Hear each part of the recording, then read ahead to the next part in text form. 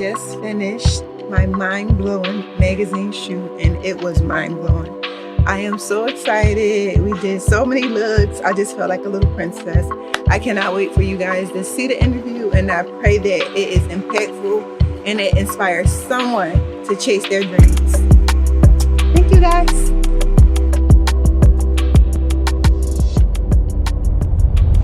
Milano de Rouge is the funnel to everything else.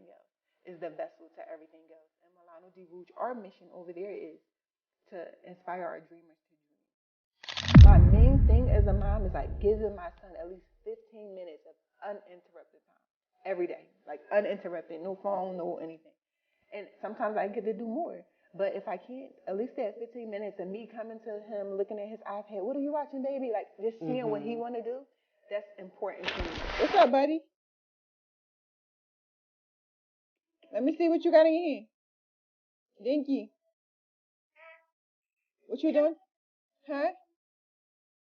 Huh? Come home? I'll be there shortly, okay? So I try to harmonize my day with his so everything can be more of a flow instead of a balancing.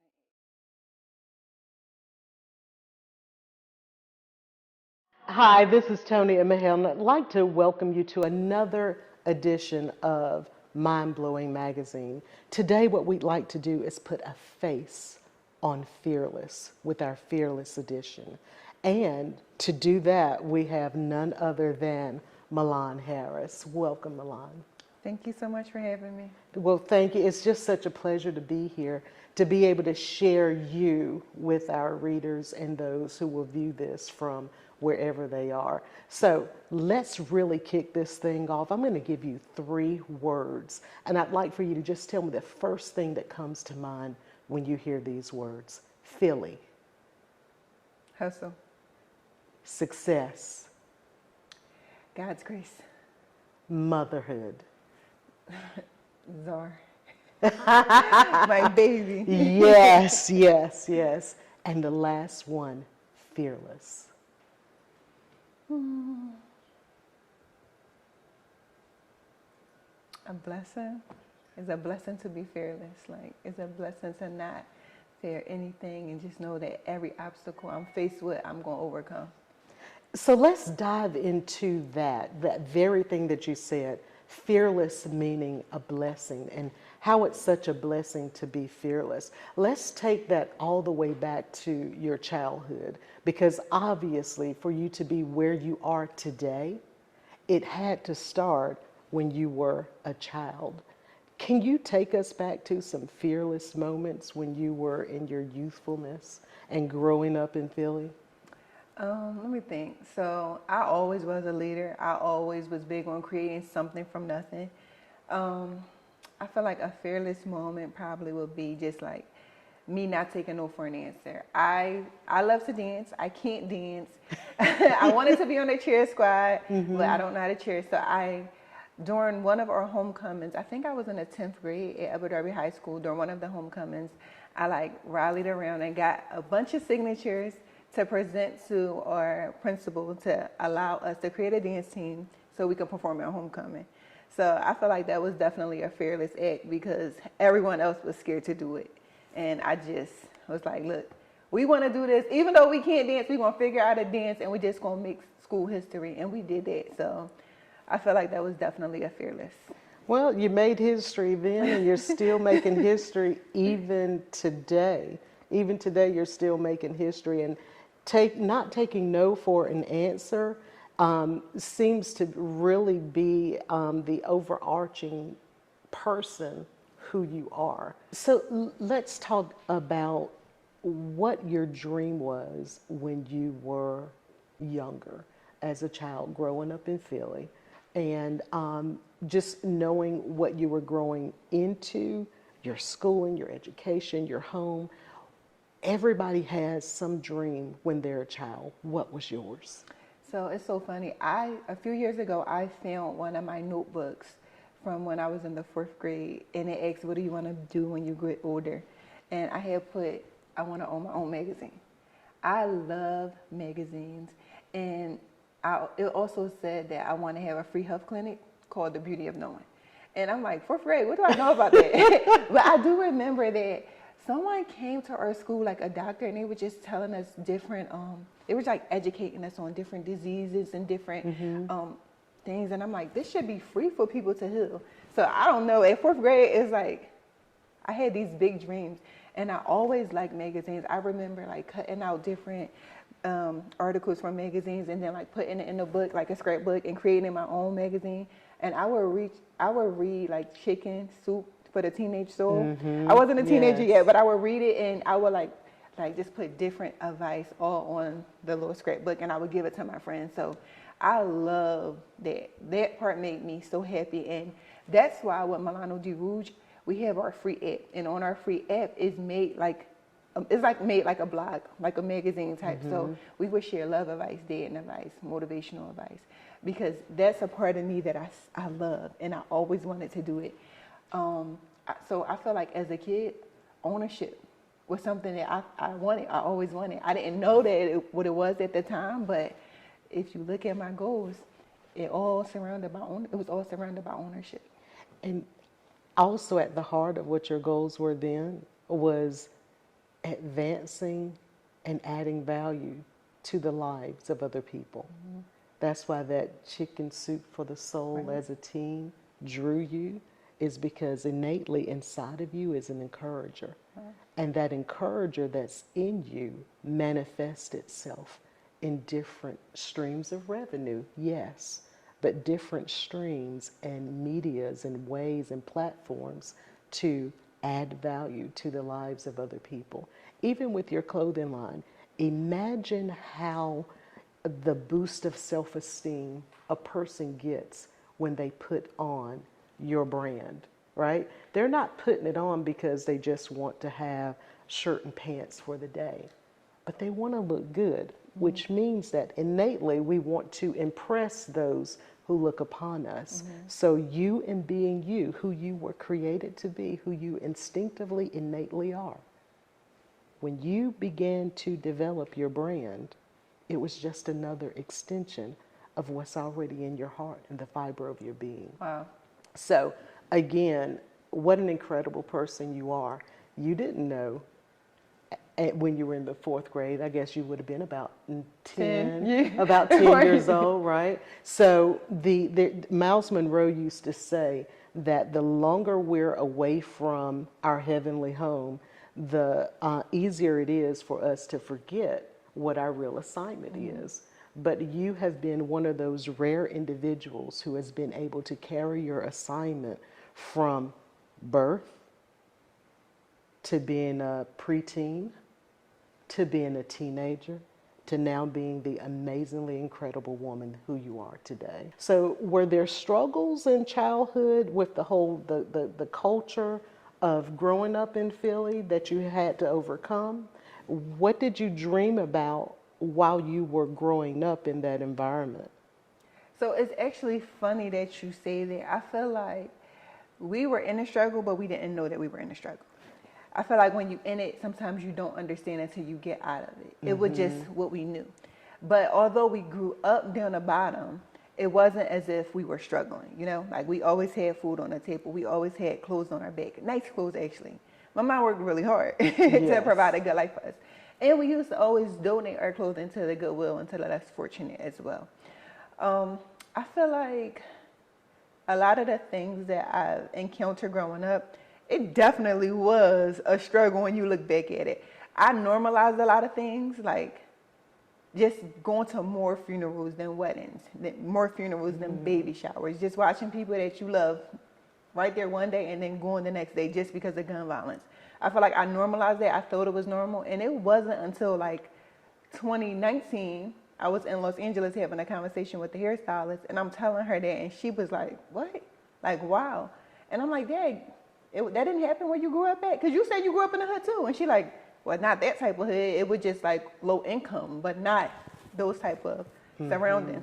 So like, I feel like when you're in it, you really don't realize that, but it definitely made me who I am. It made me care about a lot of things. It made me more empathetic. What I've seen is that you're just a tremendous encourager, and that maybe perhaps has come from when you were younger. You may have normalized it, but your normalization was making it positive, or seeing the positive in the environment and what you could bring to it and the change.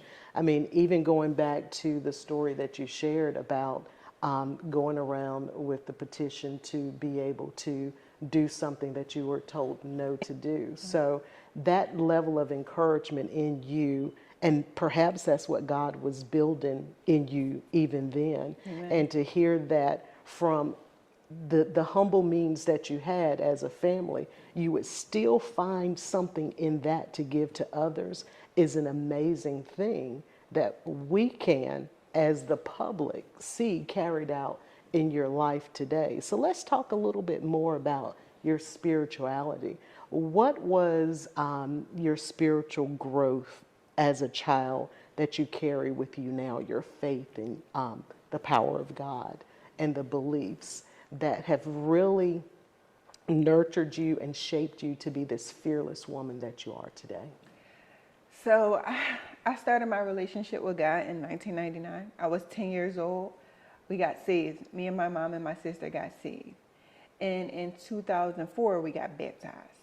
So like I've been introduced to God at a young age. I know that God is real. I just know.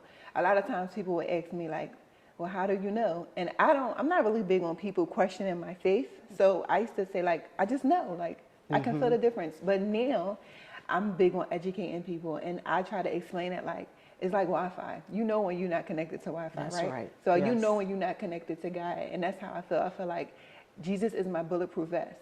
Like it doesn't stop bullets from coming, but he just protects me. So he's like my shield. So like I am nothing without God. I know how he changed our lives. And once we got introduced to him, we started to think different. We started to do different. So definitely my faith. Incredible, incredible. And like I said, we wanted to put a face on fearless today, put a face on faith today.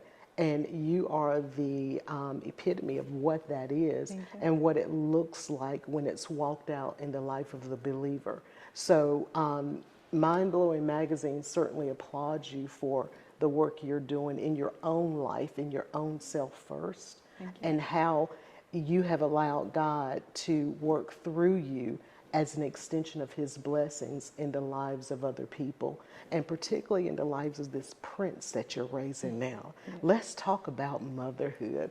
What an amazing gift and amazing job that you're doing with your son. Thank you so much. I mean, I get tickled when I see him dressed like mom, but in his own style and his own fashion, doing his thing. How did your mindset shift from being without a child to going through motherhood and protecting the gift that God had given you to now birthing this amazingly incredible little boy? Ooh, that's a good question. My mindset shift 100%. It was like a 360. Man, I applaud mothers. It's just a whole different world. I feel like before I thought I was doing good, but now as a mom, I feel like I'm superwoman now. I think like everything that I do it with him in mind. I don't respond to certain things because I don't want he's gonna grow up one day. So I'm really protective of him.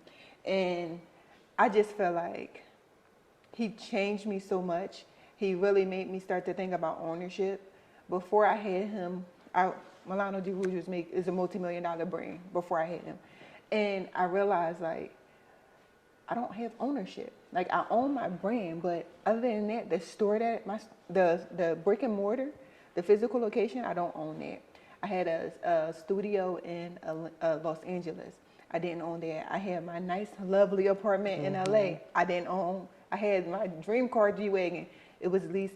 I started thinking like, okay, if something happened to me, what do I pass down to him? And it started to make me think about my legacy. And in 2020, after he was born, it was like, okay, I got to invest my money. My money is no good just sitting in the bank piling up. I started to just invest in real estate. And I didn't know what I was doing, but I am an executor, so I just do it and I figure it out as I go. So I bought my first property, and then I bought two properties for me. And I bought my mom and my sister a property, and then on his birthday, I bought him his first property. So I just started investing in ownership in real estate because I just wanted to be able to pass something down to him. When he was born, I would always say like, keys open doors, and that's like my little saying to him because keys do open doors. But he So definitely good. changed my whole perspective. That is so good. If there was one thing that you want your son to remember the most about his mom, what would that be? Two things: God-fearing, front one, and unstoppable. Unstoppable. Amen. Amen. You're setting the model for that for him. So he's going to see that and he's going to pick that up and carry it with him because we are culture carriers of whatever culture we've been birthed in, whatever culture it is that we observe, whatever it is that we allow to go in here. And I'm just godly thankful that yet another young prince can see this up close front row seat to what his mother is doing and these traits that he will carry throughout the future. So let's talk about some of the work that you're doing in the community and I guess globally with the Mominaire and Womanaire projects that you're doing. Can we talk a little bit about that? Yeah, so Meira Club, I created Meira Club in 2018. As I was growing my business, I realized like a lot of my male friends that are CEOs, like they would rave and brag about their mentors and they'll say like, yo, my mentor told me to do this and my mentor told me to do that. And I felt like I didn't have a mentor. It was like, I don't know, it's different being a woman.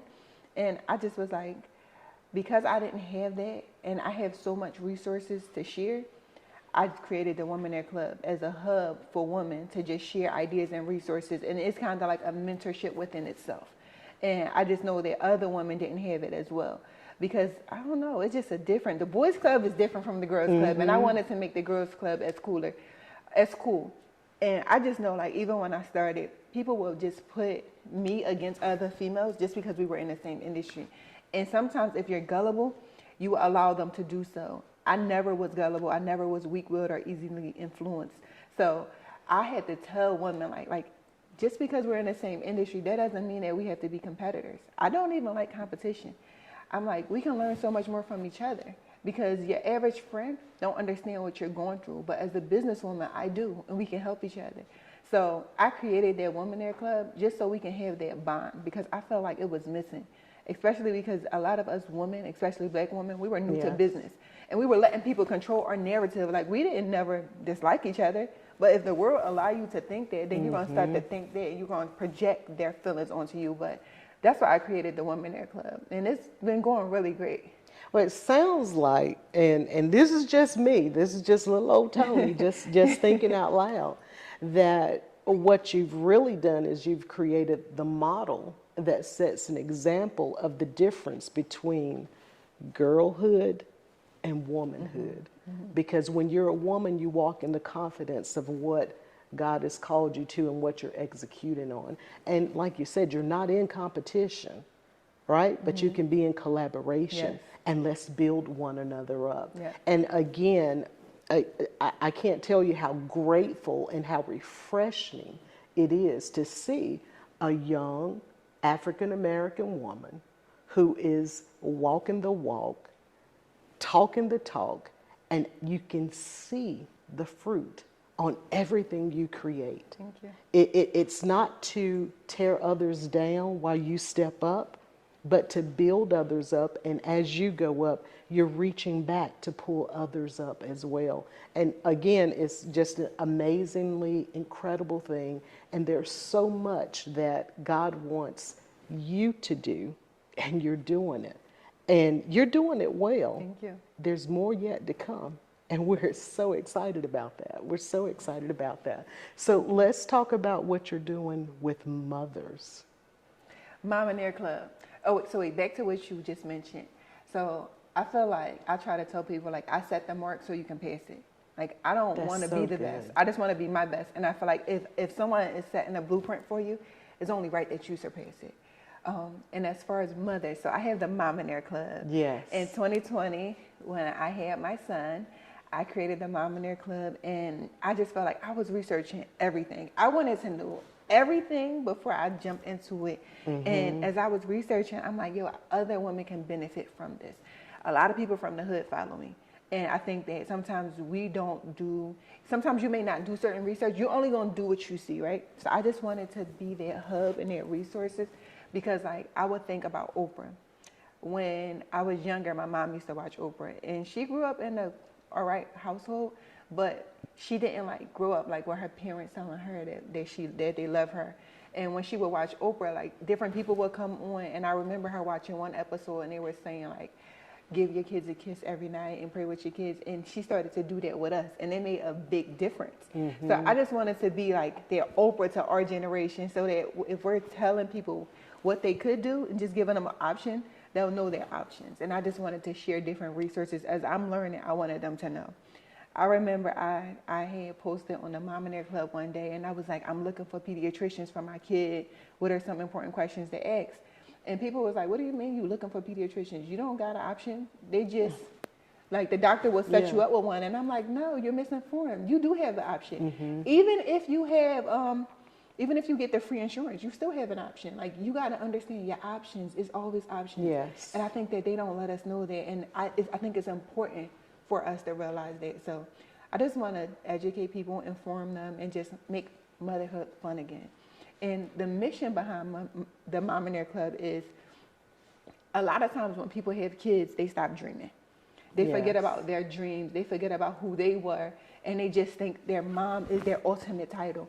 And it's not. I wanted to inspire moms, like, now is the time to dream even more. Because you have little kids looking up to you.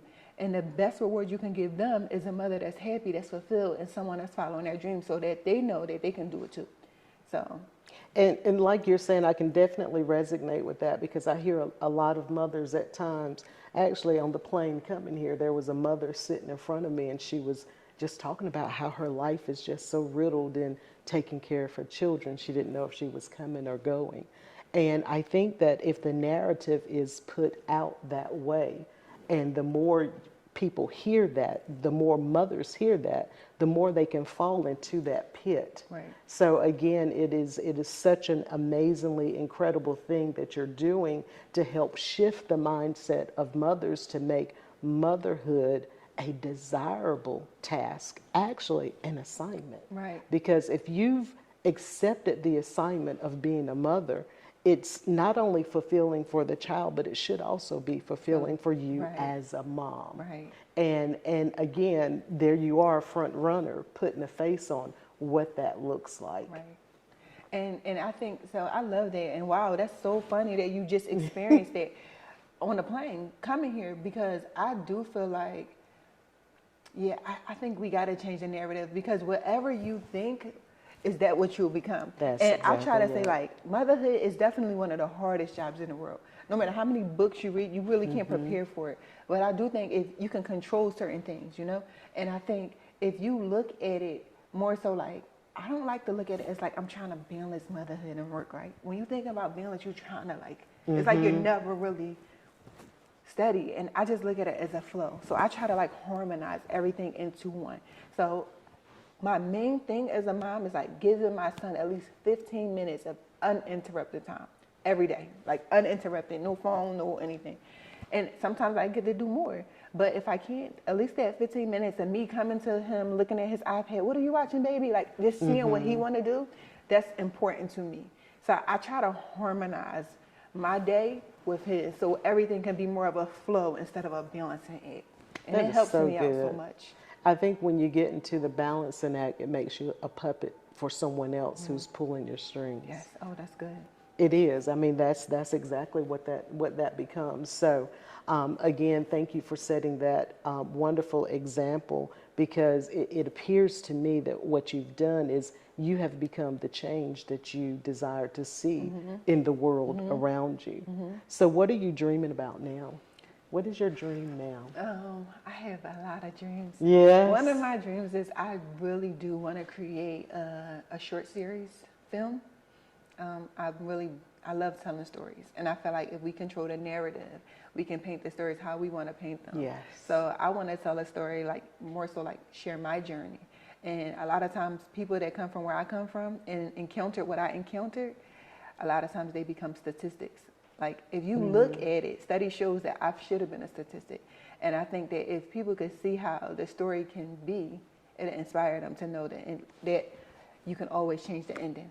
So like I'm not a product of my environment, I'm a product of my decisions. And I just want to motivate and inspire people like, look, it don't matter where we come from, you know? It matters where we're going. And it's never too late to change. Yes. Yes, that's so good. That's so good. So one of the overarching messages that I hear you say is keep dreaming. Would that be your advice? Yes. To anyone, is to keep dreaming. Keep dreaming. Never stop dreaming. And once you make one dream a reality, you dream some more. You dream bigger, you dream better, but you never stop dreaming. And you never stop dreaming, you keep going and looking forward to the next thing. Yeah. All right, one last thing that I want to ask you. Tell me about College Boy cheesesteaks. Wow, so that is my new baby, College Boy cheesesteaks. So I was living in LA, and I have a partner in College Boy cheesesteaks. His name is, I have two, Meira Mitchell, and it's his mother, Josette. And I lived in LA since 2017, and I used to look for a real Philly cheesesteak every time I was out there. Wherever I go in the world, I'm always looking for a real Philly cheesesteak, and I was trying to learn how to make one. And I remember I was making one on the air fryer. Mind you, I really can't cook. My partner reached out to me. He DM'd me like, yo, you always trying to make these cheesesteaks. Do you want to go into business together for a cheesesteak company? I'm like, yo, that's been on my vision board since 2017. And he was like, yeah. He was like, yo, let's do it. So I'm like, all right, cool. So he messaged me, and he's had a whole plan together, like literally a whole plan. I'm like, yeah. So I invested in it, and we just grew it together. But it's really, you got to try it. I got to get me one of those. I've heard how wonderful they are. Yeah, it's my favorite. Yes. But the message behind College Boy cheesesteaks is, the reason why for their name is my partner's brother. He was about to be the first one to graduate college in his family, and his name was College Boy Kev. He was so happy that he's about to graduate. But a week before his graduation ceremony, he passed away on a motorcycle accident. So he named the company after his brother. And the mission statement for the slogan for us is always remain a student. So all of my brands pretty much align. So Milano Di Rouge means making dreams reality. The Meira Club, the slogan is still learning. We wanted women to embrace the idea of being a masterpiece and a work in progress at the same time. And it's okay. Like, you don't have to be perfect to inspire other people. So the mission for that is just embracing the idea of still learning. The Meira Club is to inspire women to remain dreamers. Just because you have a child doesn't mean to stop your dreams. So all of my brands, the mission really aligns. And I only do things that really is true to my mission. Milano Di Rouge is the funnel to everything else, is the vessel to everything else. And Milano Di Rouge, our mission over there is to inspire our dreamers to dream. So everything that I truly do, I genuinely love, and it's really a part of me. That is so good. That is so good. Thank you so much for taking the time out of your day to share with our viewers, our readers, your story and the impact and the influence that you have on all of those that come to know Milano Di Rouge. Now, we're looking forward to that series. We're looking forward to it, and know that we're partnering with you, and we're agreeing and touching with you in your faith that dream will come to fruition. So